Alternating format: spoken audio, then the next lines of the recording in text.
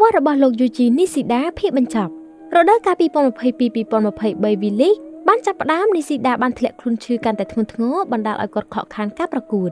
បន្ទាប់ពីការត្រឡប់មកវិញរបស់នីស៊ីដាអាចដឹកនាំក្រុមរបស់គាត់ឲ្យឈ្នះពានរង្វាន់ Emperor's Cup ឆ្នាំ2022ក្នុង3សិតជាប់គ្នាទល់នឹង Torrey Arrows នៅឆ្នាំ2023 FIVB Volleyball Men's Nation League នីស៊ីដាបានចូលរួមជាមួយក្រុមជាមួយនឹងការប្រកួតចំនួន14ដែលឈ្នះបាន12ប្រកួតជាប់គ្នាហើយបានឈានទៅជុំចុងក្រោយបន្ទាប់ពីទទួលបានចំណាត់ថ្នាក់លេខ2ក្នុងជុំបឋមគាត់មានរបួសត្រង់ខ្នងរបស់គាត់ដែលធ្វើឲ្យគាត់ក្លាយជាកីឡាករបម្រុងសម្រាប់ប្រទេសជប៉ុនខណៈដែល Kento Miura ដែលជាដៃឆ្វេងរបស់ជប៉ុនផ្សេងទៀតបានដឹកនាំក្រុមក្នុងវគ្គកណ្ដាលផ្ដាច់ព្រាត់ទល់នឹងប៉ូឡូញនិងការប្រកួតចំណាត់ថ្នាក់លេខ3ជាមួយអ៊ីតាលីនៅទីបំផុតក្រុមជប៉ុនបានឈ្នះមេដាយសំរឹទ្ធដំបូងមិនធ្លាប់មានបន្ទាប់ពីបានឈ្នះអ៊ីតាលីជាមួយនឹងការប្រកួតពេញមួយឈុតនៅខែមេសាឆ្នាំ2024 GVA បានប្រកាសបញ្ជីឈ្មោះក្រុមជាតិសម្រាប់ការប្រកួតអន្តរជាតិឆ្នាំ2024ហើយ UG ត្រូវបានជ្រើសរើសសម្រាប់រដូវកាលទី6ជាប់គ្នានៅឆ្នាំ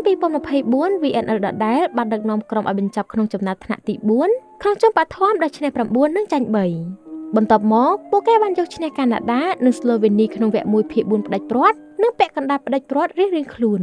ក្រុមជប៉ុនឡើងទៅដល់វគ្គផ្ដាច់ព្រាត់ជាលើកដំបូងក្នុងប្រវត្តិសាស្ត្រ VNL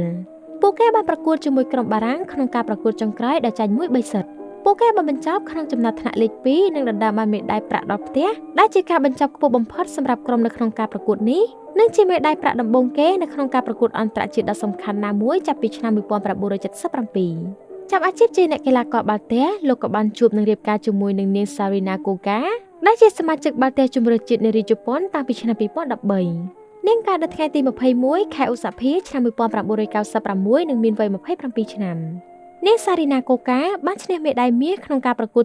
2017 Asian Women Volleyball Championship ក្នុងប្រទេសហ្វីលីពីននិងមេដាយសំរឹទ្ធ